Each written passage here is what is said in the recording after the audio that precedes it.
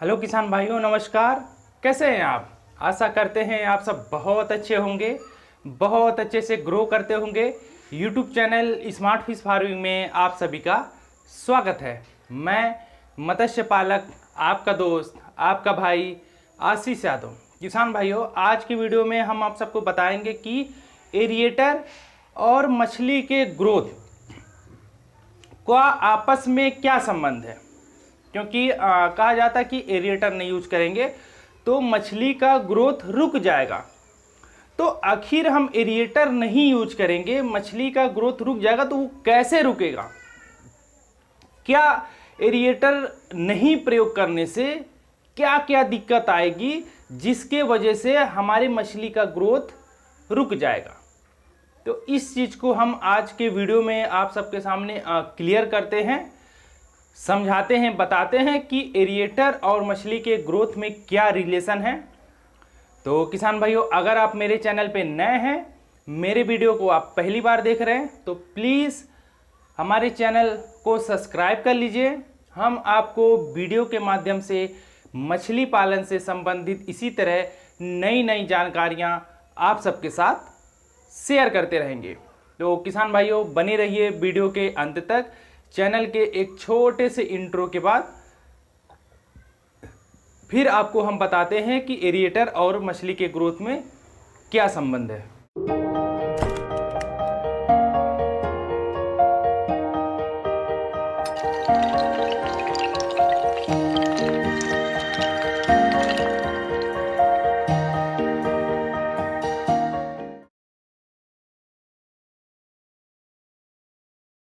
तो किसान भाइयों, चलिए हम इस वाइट बोर्ड पे समझते हैं कि एरिएटर और मछली के ग्रोथ से क्या रिलेशन है।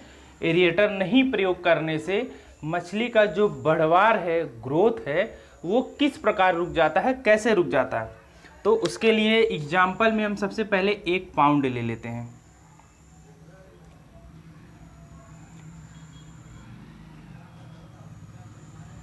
मान लीजिए ये 1 एकड़ का पाउंड है। 1 एकड़ equal to 43,560 square feet around figure, ठीक है। 43,000 पाउंड है और इसकी जो डेप्थ है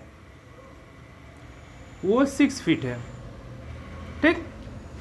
अब एक बात को आप ध्यान से समझिएगा कि हर वो किसान, चाहे वो छोटा किसान हो, चाहे वो बड़ा किसान हो, या छोटा मछली पालक हो या बड़ा मछली पालक हो, वो ये चाहता है कि हम कम से कम एरिया में, ध्यान से समझिएगा, कम से कम एरिया मतलब छोटे से छोटे तालाब में अधिक से अधिक बच्चा डाल करके, अधिक से अधिक प्रोडक्शन लेकर के अधिक से अधिक पैसा कमा लें। पर वो किसान ये नहीं जानता कि हर एक तालाब की अपनी एक कैपेसिटी होती है। उससे अधिक आप डालेंगे तो फिर आप कुछ भी प्रयोग कर लीजिए, आपको वो बेनिफिट नहीं मिलेगा जो बेनिफिट, जो फायदा मिलना चाहिए। कैसे? जैसे कि हम 1 एकड़ का तालाब है, 6 फीट डेप्थ है, यानी कि पानी की गहराई जो है 6 फीट पानी है। तो हम इसमें इंडियन मेजर कार्प का पालन करते हैं, IMC, रोहू, कतला, मृगल, रोहू, कतला, मृगल का इसमें पालन करते हैं। तो आप सबको जानकारी है तो हम आप सबको बता दें कि अगर हम IMC के एक मछली को 1 kg तक लेकर के जाते हैं तो इसे रहने के लिए एक मछली को 1 piece equal to 1 square metre, एक मछली को रहने के लिए 1 स्क्वायर मीटर की जगह की जरूरत होती है। तो हम सीधे सीधे निकाल लेते हैं कि हमारा तालाब कितने स्क्वायर मीटर में है, उतनी मछली डालते हैं। क्योंकि जो हम मछलियों का मार्केटेबल साइज होता है वो 1 kg होता है।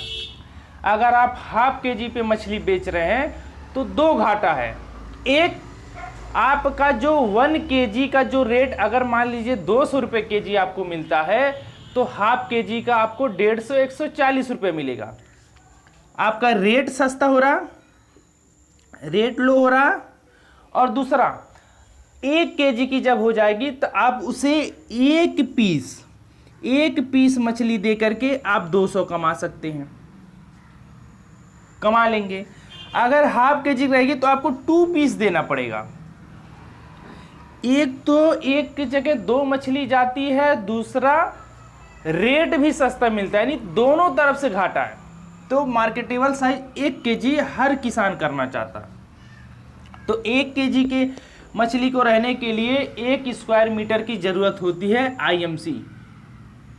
तो 1 एकड़ का अगर तालाब है, ध्यान से समझिएगा, कोई इस तरीके से समझाएगा नहीं। आप कहीं पे भी चले जाइए, कहीं भी ट्रेनिंग सेंटर में चले जाइए, तो 1 एकड़ के तालाब में 4000 स्क्वायर मीटर होता है अराउंड फिगर।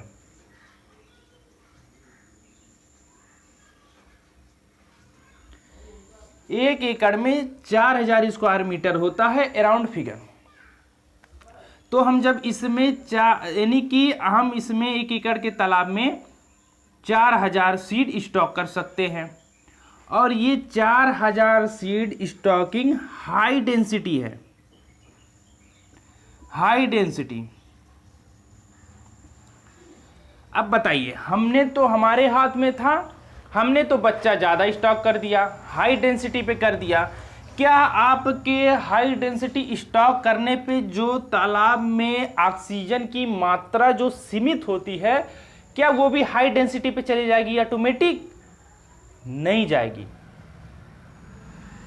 अगर हम हाई डेंसिटी तालाब में जितनी मात्रा में ऑक्सीजन, जैसे 6 फीट डेप्थ है, 6 फीट गहराई है, 1 एकड़ का तालाब है, तो उसमें जितनी मात्रा ऑक्सीजन की होगी पानी में, जो डिजॉल्व ऑक्सीजन, वो उतनी ही रहेगी। आप सीड चाहे 4000 करिए, चाहे 8000 करिए, चाहे आप 1000 करिए, चाहे 10000 करिए, ऑक्सीजन की मात्रा उतनी होगी। तो जब हम हाई डेंसिटी पे करते हैं तो ऑक्सीजन की मात्रा हमें बढ़ानी पड़ेगी या नहीं बढ़ानी पड़ेगी? बढ़ानी पड़ेगी। जैसे एक एग्जांपल में समझते हैं कि एक रूम है, 2 बेड है, 2 लोगों की कैपेसिटी है, ठीक है। आप उसमें 2 बेड है तो 2 ही लोग रह सकते हैं, सोने के लिए आपको 2 ही मिलेगा। बहुत अधिक करेंगे तो हाई डेंसिटी में 3 से 4 कर देंगे। लेकिन अगर एक रूम में आप 10 लोग को रखेंगे तो रहने को तो रह लेंगे, लेकिन फिर उसकी व्यवस्था करनी पड़ेगी। जैसे कि AC लगाइए, कूलर लगाइए, पंखे लगाइए, वो व्यवस्था नहीं करेंगे तो फिर उनकी घुटन होगी, ऑक्सीजन की मात्रा कम होगी। एक रूम में अगर आप 50 लोगों को ठूस के रख दें तो क्या वो रह लेंगे? नहीं रह लेंगे। तो ये 1 एकड़ का तालाब भी मछली के लिए एक रूम ही है, तो वो रूम में कितनी कैपेसिटी है यह हमें मालूम होनी चाहिए। तो उस रूम की कैपेसिटी 4000 है। तो हाई डेंसिटी पे 4000 है, लेकिन हम लोग क्या कहते हैं कि आप 5000 सीड स्टॉक करिए। तब 5000 क्यों करिए? क्योंकि जब आप सीड डालेंगे 1 kg जाते जाते उसमें मान के चला जाता है कि 1500 मछलियों का मोर्टेलिटी हो जाएगा, यानी मर जाएंगी, डेथ हो जाएगा। तो रेशियो 4000 का आएगा हाई डेंसिटी पे। हमने तो हाई डेंसिटी कर दिया, लेकिन ऑक्सीजन की जो मात्रा है तालाब में वो सीमित है, उसे हमें बढ़ाना है। तो वो कैसे बढ़ेगा? एरिएटर। जब हम एरिएटर लगाएंगे तालाब में, एरिएटर कई प्रकार के होते हैं, पैडल व्हील एरिएटर, ब्लोअर, फाउंटेन एरिएटर, तो बहुत तरीके के एरिएटर होते हैं। तो कोई भी एरिएटर आपको यूज करना है। जैसे आप पैडल व्हील करते हैं तो 1 एकड़ में आप कम से कम 2 पैडल 2 HP का एरिएटर आप इंस्टॉल कर सकते हैं, जो तालाब में 50 dB तक ऑक्सीजन जनरेट करे। तब आप हाई डेंसिटी पे करेंगे, तब अच्छे से आपकी फार्मिंग होगी। ऑक्सीजन, अगर मान लिया हम पैडल व्हील एरिएटर ना लगाएं, ऑक्सीजन की मात्रा कम है, मछली ज़्यादा है, मछली सांस नहीं ले पा रही है, उसे घबराहट हो रहा है, तो क्या वो खाना खाएगी? नहीं खाएगी। एक सजेस्ट करते हैं कि अब उसे जब भूख लगती है तो ज़बरदस्ती खाती है, तो क्या मछली के शरीर में लगेगा? नहीं लगेगा। तो अब आपको समझ में आ गया कि एरिएटर और मछली के ग्रोथ में क्या संबंध है। अगर क्योंकि हर किसान चाहता है कि आप 1 एकड़ में 10,000 डाल दें। मेरे पास कॉलें आती है, सर 1 एकड़ में 20,000 नहीं कर सकते हैं, सर 1 एकड़ में 50,000 नहीं कर सकते हैं, हम कुछ भी खिला लेंगे, ये कर लेंगे, वो कर लेंगे। हम भी कहते हैं कि एक रूम में आप 50 लोग को रख सकते हैं, आप अच्छा अच्छा डेली पनीर खिलाइए, लेकिन एक रूम में 50 से 100 लोग को रखिए, देखिए अच्छे से रह जाते हैं। कुछ भी खिला दीजिए, 100 AC लगा लीजिए, लेकिन नहीं रह पाएंगे। एक मैक्सिमम कैपेसिटी होती है हर जगह की। जिस धरती पे हम लोग रहते हैं यहाँ पे भी एक मैक्सिमम कैपेसिटी है, उसके ऊपर जाएगा तो फिर हमारे लिए दिक्कत होगा। तो आप जब भी मछली पालन करें खाना कम खिलाएं। अगर आप 100 kg डेली खाना खिलाते तो आप 80 kg खिलाएं, लेकिन आप एरिएटर लगाएं। आप 100 kg खिला करके वो ग्रोथ नहीं ले पाएंगे जो 80 kg खिला करके विथ एरिएटर के साथ ग्रोथ ले लेंगे। थोड़ा सा ही मछली खाएगी, जब उस तनाव मुक्त रहेगी तो फिर उसका ग्रोथ अच्छे से होगा। ध्यान से समझिएगा, थोड़ा सा वीडियो लंबा होगा पर आपको 100% श्योरली समझ में आएगा। हर वो किसान, छोटे बड़े किसान को समझ में आएगा जो मछली पालन करता है या करना चाहता है, या फिर जो किसान भाई सोचते हैं कि 1 एकड़ में 20,000 कर लें।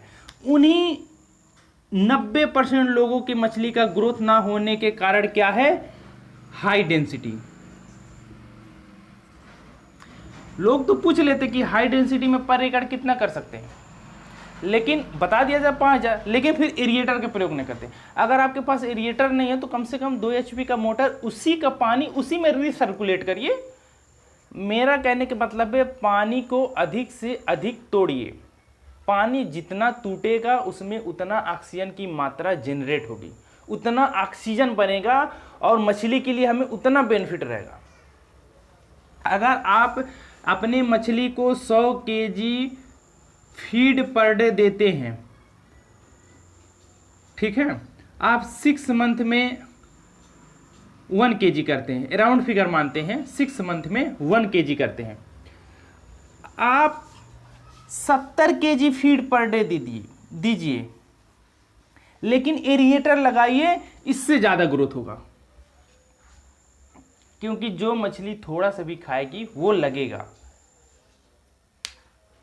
नहीं तो आप लो डेंसिटी में करिए, 1 एकड़ में 2,000, 2,500, 3,000 सीड डालिए, तो भी ऑक्सीजन की जरूरत पड़ेगी।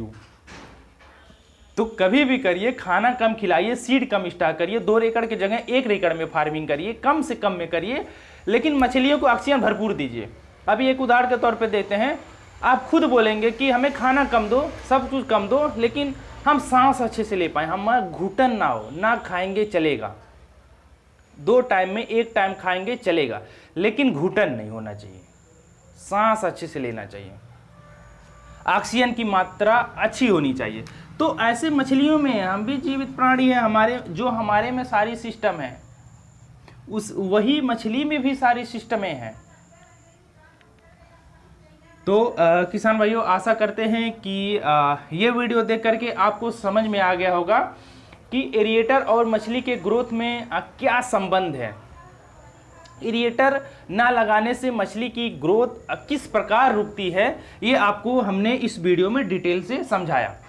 तो किसान भाइयों, अगर ये वीडियो आपको पसंद आया हो तो प्लीज़ वीडियो को लाइक करें, शेयर करें, कमेंट्स करें और हमारे YouTube channel smart fish farming को सब्सक्राइब जरूर करें। किसान भाइयों, हमें सपोर्ट करें, जिससे कि हम आप सबके लिए मछली पालन से रिलेटेड नई नई जानकारियां आप सबके सामने लाते रहें, जिससे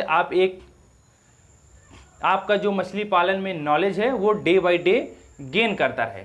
और किसान भाइयों, अगर आप मछली पालन की ट्रेनिंग लेना चाहते हैं तो आप हमारे व्हाट्सएप नंबर पे कांटेक्ट कर सकते हैं। हमारा व्हाट्सएप नंबर आपको डिस्प्ले के बगल में मिल जाएगा, हम आपको बता भी देते हैं। हमारा व्हाट्सएप नंबर है 6386082704। अगर हिंदी में इसको हम बोलें तो 6386082704। तो किसान भाइयों, अभी के लिए आपसे विदा लेते हैं। कल एक मछली पालन से रिलेटेड नई जानकारी लेकर के आप सबके सामने फिर उपस्थित होंगे। तो अभी के लिए नमस्कार, धन्यवाद।